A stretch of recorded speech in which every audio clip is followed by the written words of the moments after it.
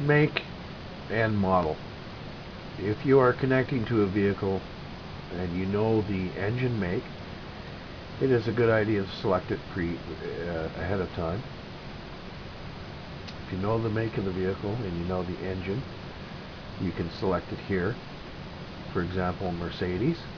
If we know the vehicle has a Mercedes MBE 4000 or 900 series, we can select it here.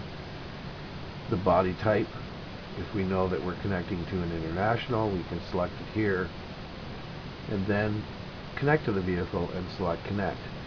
By selecting these ahead of time, it saves time when the program is scanning.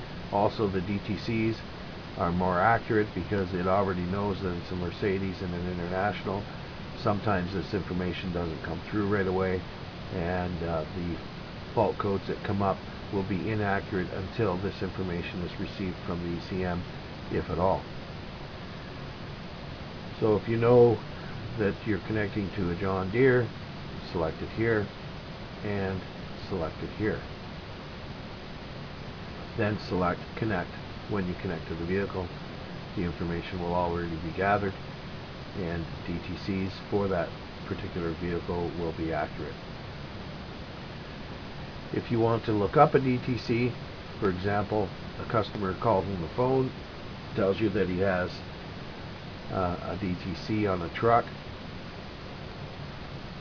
you can select it in here. It's a Detroit diesel, for example, in a Freightliner. The customer got an SPN of 122 with an FMI of 3, and you can look it up. In this case, not found. So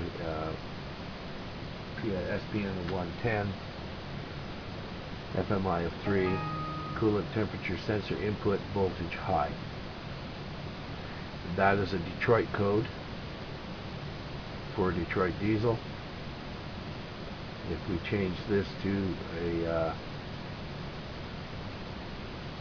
Cummins and look it up, coolant temperature sensor voltage low, flash code 144, that is a Cummins code.